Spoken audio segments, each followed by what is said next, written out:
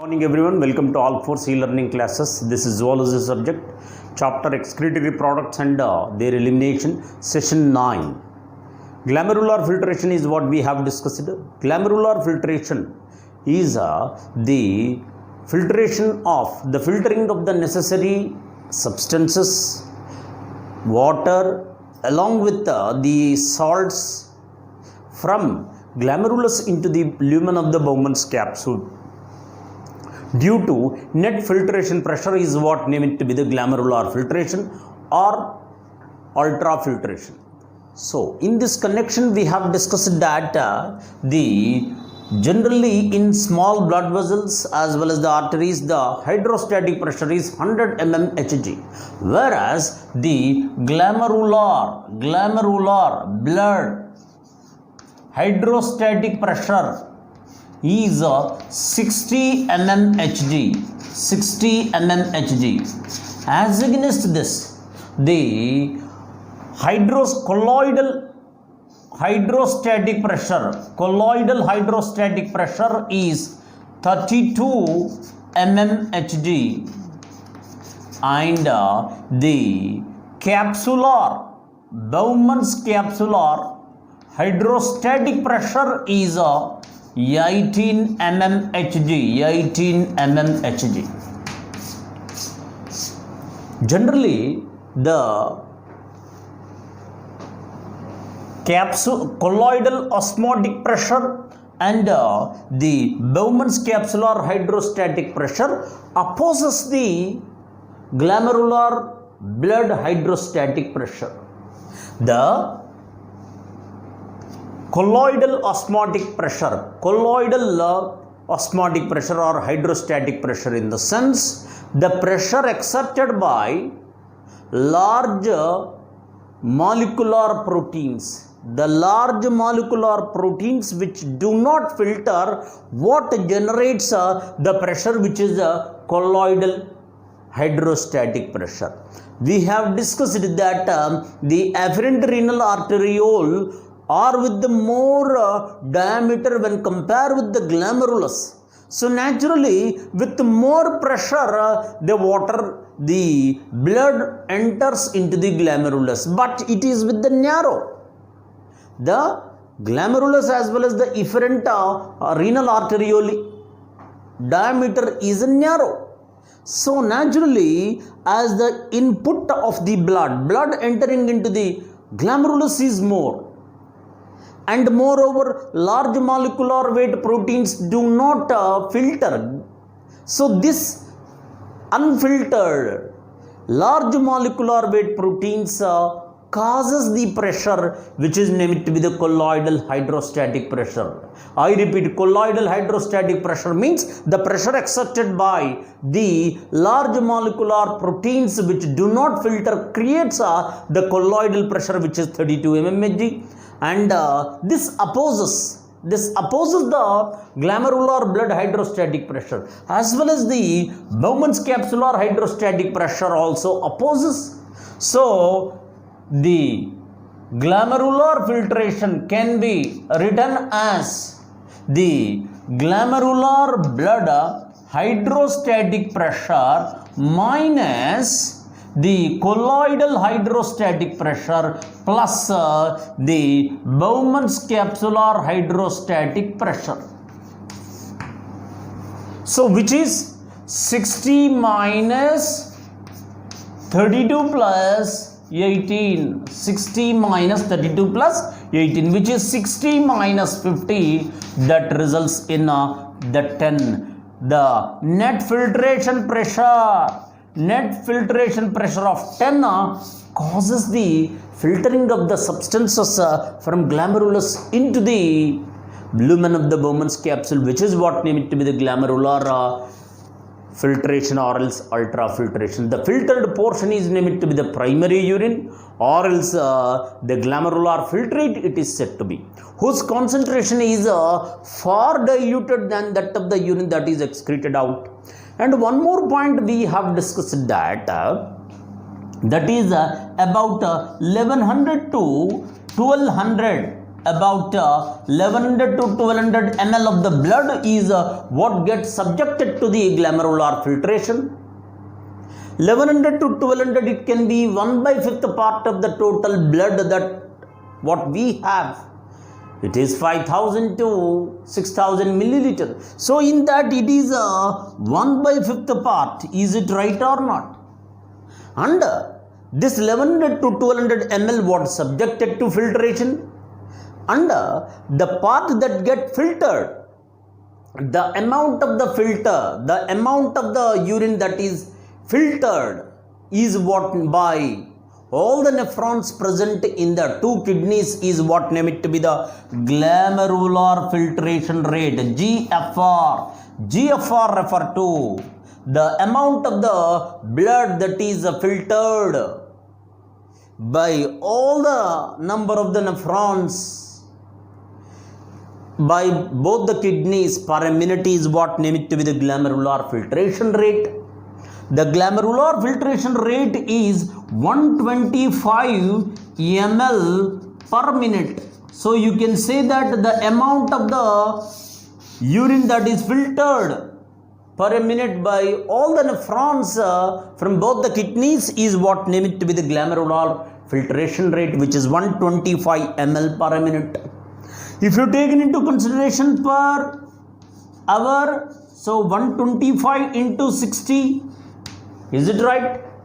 And if that is by 24, it results in what is called the glomerular filtration rate per a day, which is 1,80,000. So it can be said to be the 180 liters of the glomerular 180 liters is the glomerular filtration rate per a day.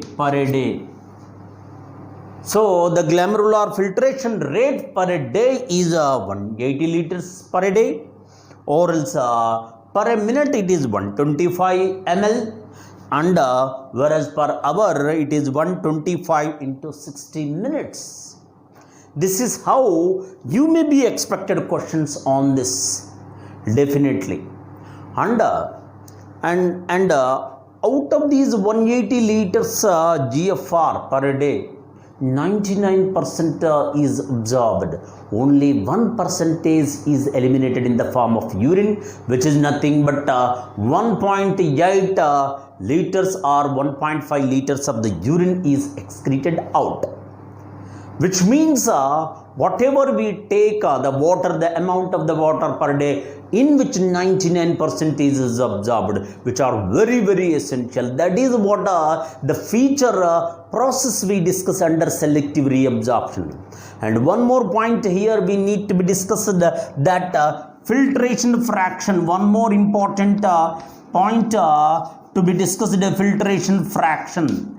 Filtration fraction is one more point to discuss, which is the glomerular filtration rate by GFR by renal plasma flow. Renal plasma flow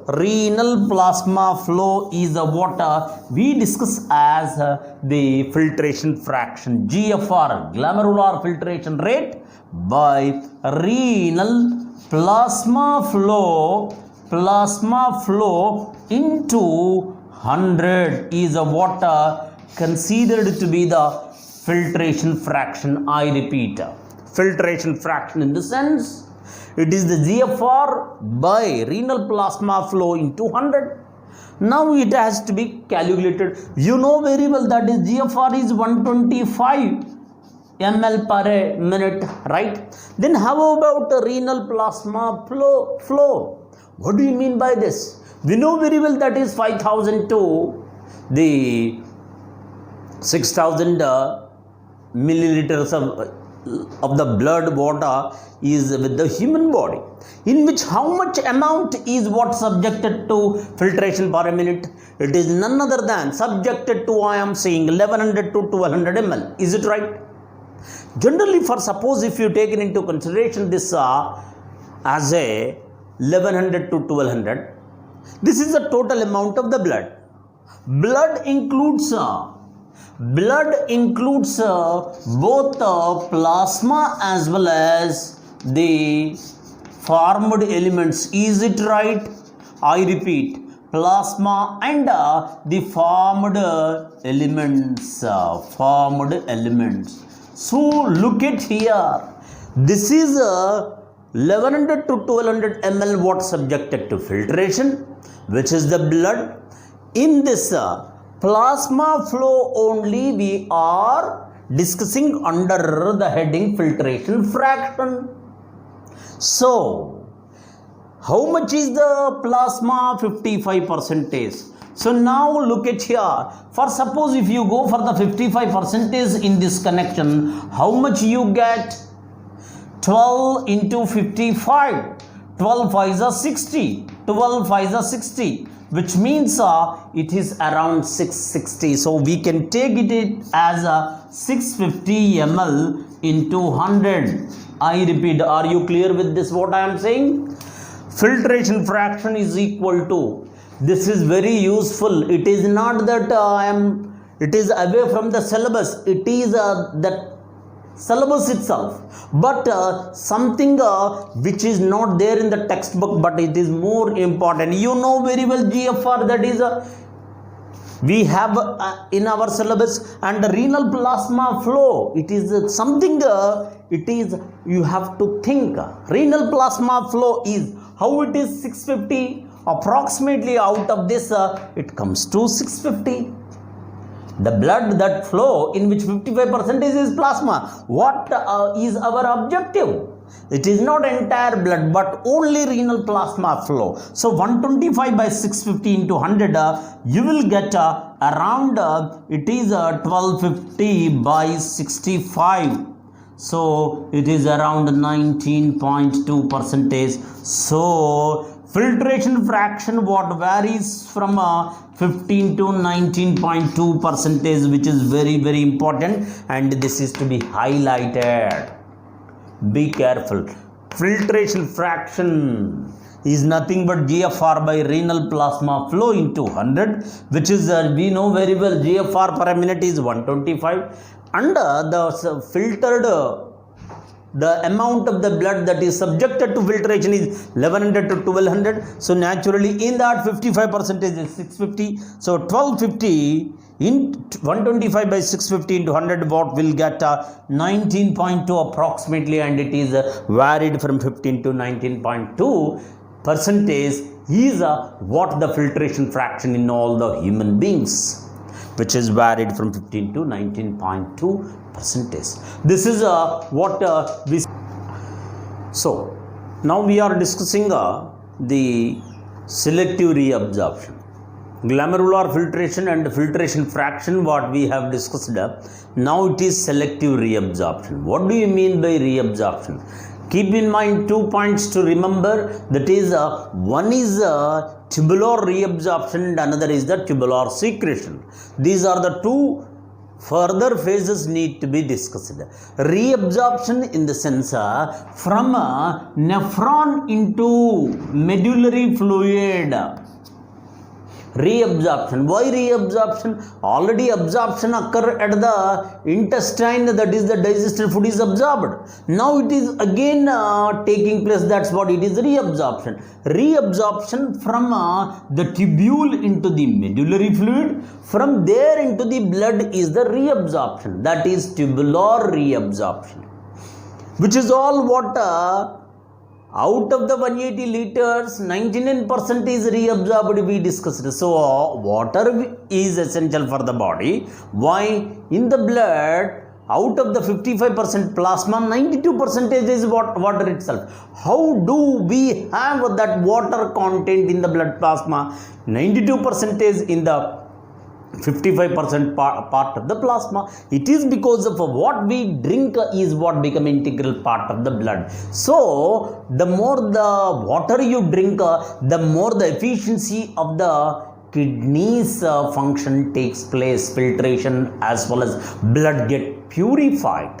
So the reabsorption from the tubule into the medullary fluid and the cortical fluid, from there into the blood, is tubular reabsorption.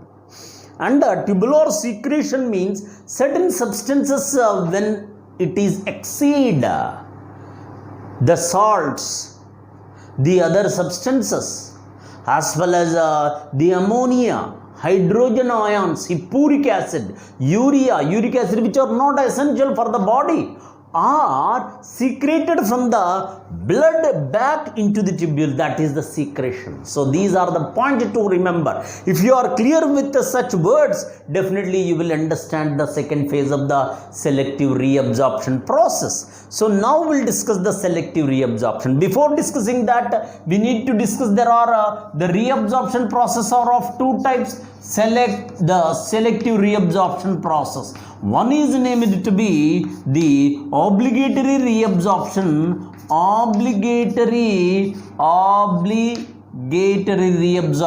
and the second one is said to be the facultative reabsorption. I repeat, reabsorption is of two types: obligatory reabsorption and facultative reabsorption. Obligatory reabsorption means the unregulated, unconditional reabsorption of the water is what named to be the obligatory reabsorption. The unconditional and unregulated manner, the reabsorption of the water is what named to be, and salts named to be the obligatory reabsorption. Facultative reabsorption, in the sense the controlled and conditional reabsorption of the water and salts is named to be the facultative reabsorption, which means obligatory reabsorption is not influenced by any hormone. It is not regulated, but facultative reabsorption is regulated by the hormones.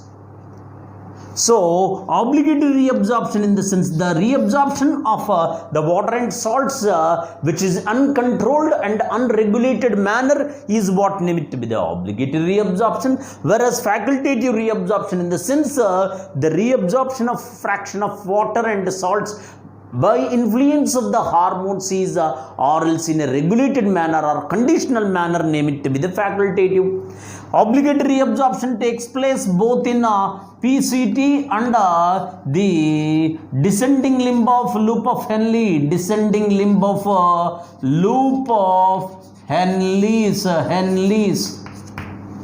whereas the facultative reabsorption takes place at the DCT as well as the collecting duct. Now you are clear. What do you mean by obligatory reabsorption and facultative reabsorption? Obligatory reabsorption, in the sense the reabsorption of water and ions in a unregulated and unconditional manner, what name it to be the obligatory reabsorption. Facultative reabsorption, in the sense the reabsorption of water and ions in a regulated manner or conditional manner under the influence of the hormones, is facultative. Obligatory reabsorption takes place at PCT and the descending limb of lobe of Henle's, and facultative reabsorption at DCT and collecting duct. Here the two hormones we see, that is none other than ADH, that is antidiuretic hormone, or else which is also named to be the vasopressin, and the aldosterone. Aldosterone are the two hormones which influence ADH, antidiuretic hormone. Vasopressin is a hormone synthesized in the hypothalamus, and it is brought into the posterior part of the pituitary via the hypophyseal tract. So earlier we have seen hypothalamus is also synthesizing certain hormones. That includes the ADH and vasopressin, which is brought into the neurohypophysis, which play a vital role in the reabsorption of water and prevents the diuresis. That's the reason why it is named to be the antidiuretic hormone or vasopressin.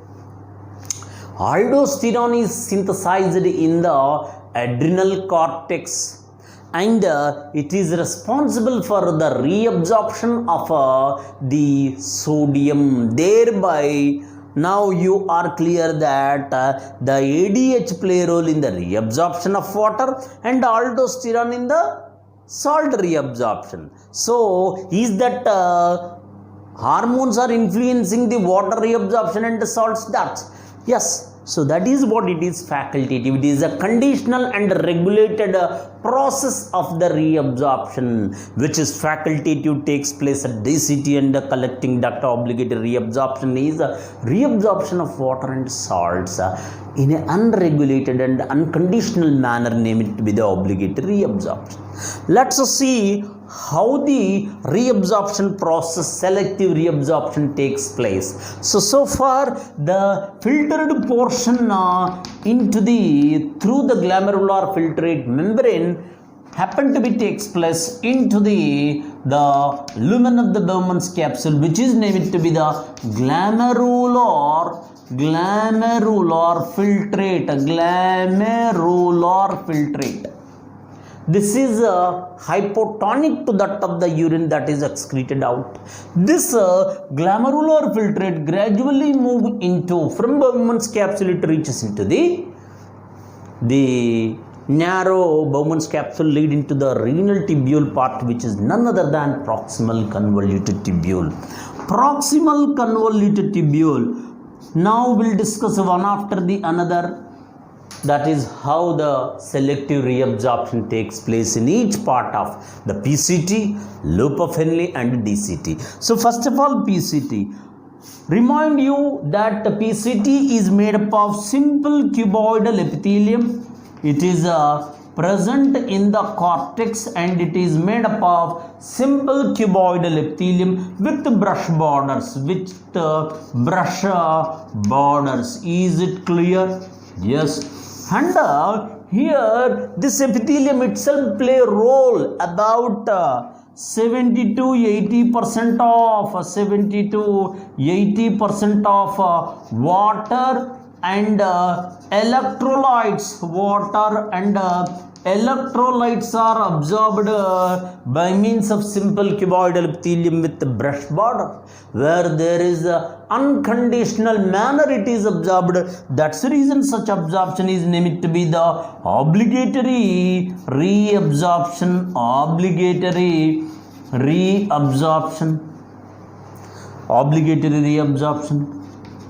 The point to remember that the PCT is the part with the simple cuboidal epithelium with the brush border, which increases the surface area.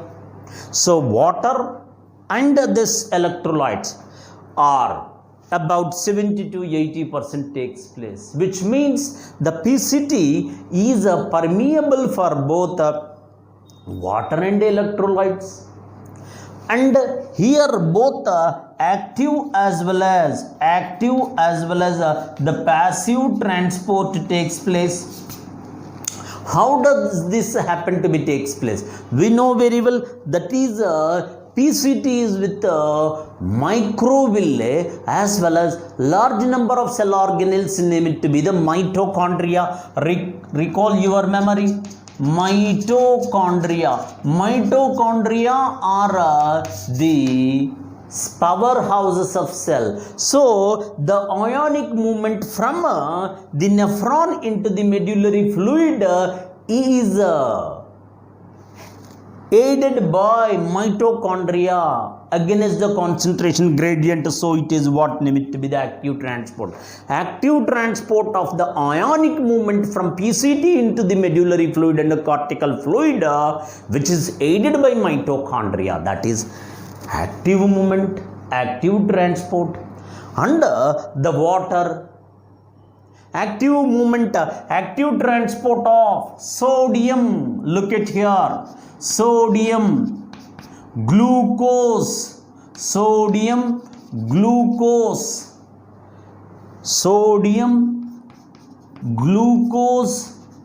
amino acids are absorbed by active transport. I repeat, sodium, glucose, amino acids are transported from PCT into the cortical fluid by active transport, which is aided by mitochondria. Large number of the cell organelles called mitochondria are present in the PCT, which helps in the active movement of the ions from PCT into the cortical fluid.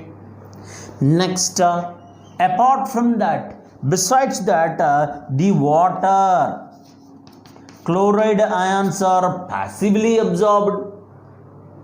Next, one more point to discuss, that hydrogen ions. Next, hippuric acid, hydrogen ions, hippuric acid, and ammonia, potassium,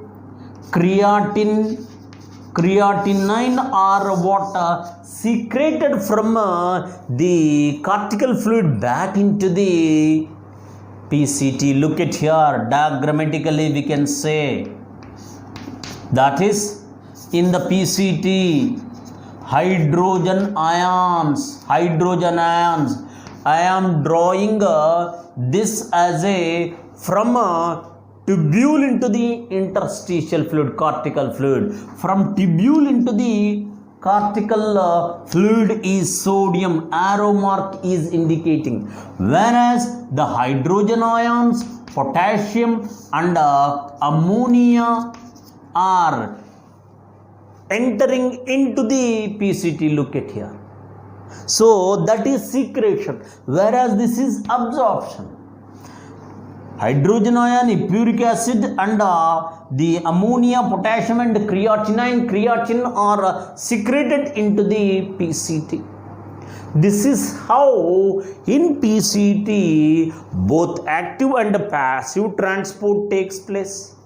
Active transport of the sodium, glucose and amino acids, which is aided by mitochondria, whereas passive transport of water and the hydrogen ions, hippuric acid, ammonia and potassium ions are secreted into it. Then the urine enters into the second portion is named to be the loop of Henle's. Loop of Henle's. Loop of Henle's is with the two portions. Loop of Henle's is with two portions. One is named to be the descending limb and another is the ascending limb. Look at here. Loop of Henle is with the descending limb and ascending limb. Loop of Henle is a characteristic feature with the mammalian kidney. Generally, the case with descending limb where it is permeable for, it is the point to remember, descending limb of loop of Henle is permeable for water and almost all impermeable for impermeable to electrolytes. This is the point to remember. The descending limb is descending limb. This is the descending limb. How do you say whether it is ascending or descending? Based on the flow. The urine flow from the outer medulla to inner medulla in the descending limb. From inner medulla to outer medulla is the ascending limb. So descending limb is what for permeable to water, almost all impermeable to electrolytes, whereas ascending limb is impermeable to water, and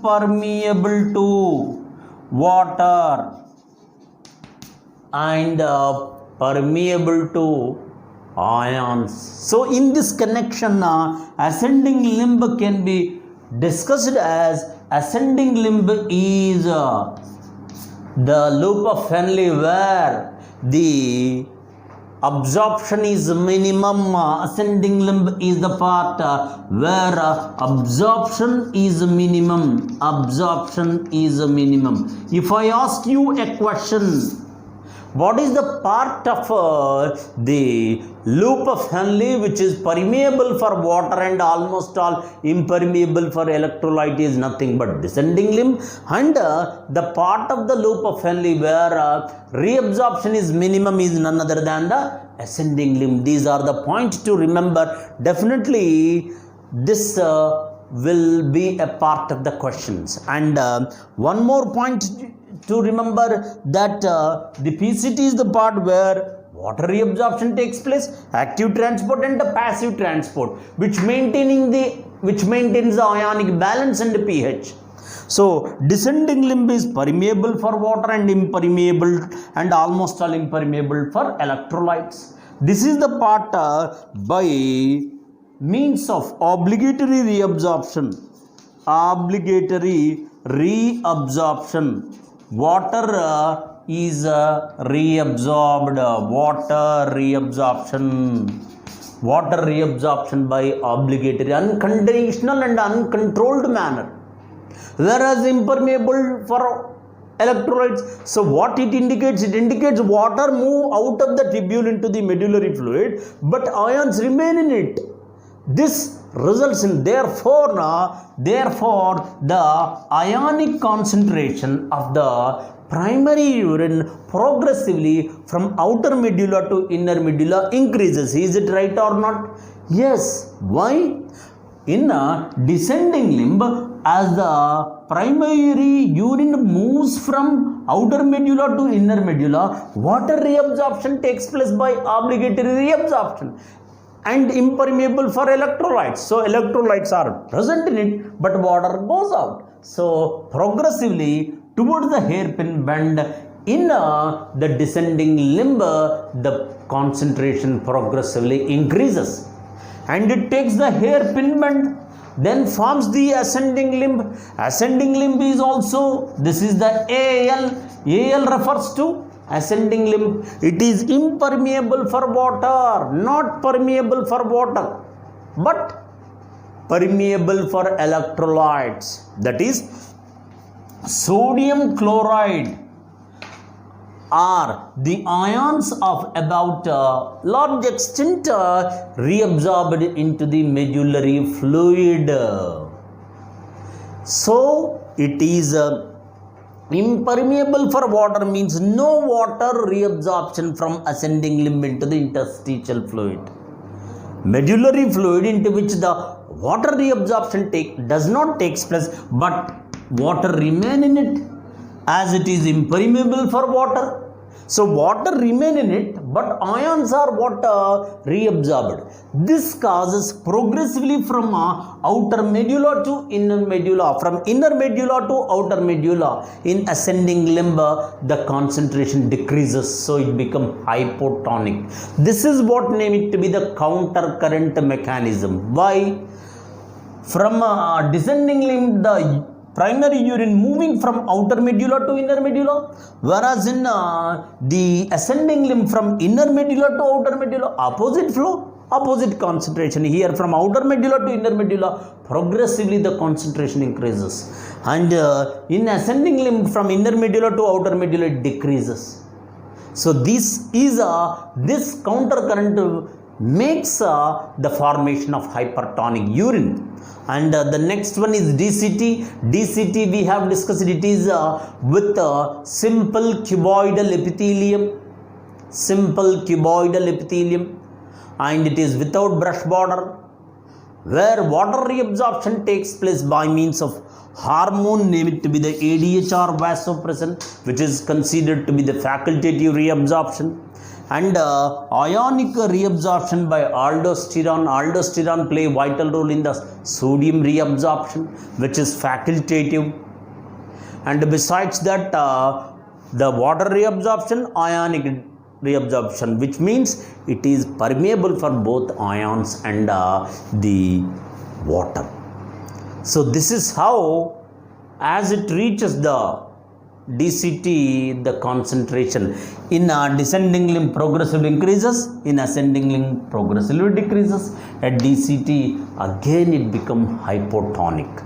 So this is the clear picture of the reabsorption, selective reabsorption. Thank you.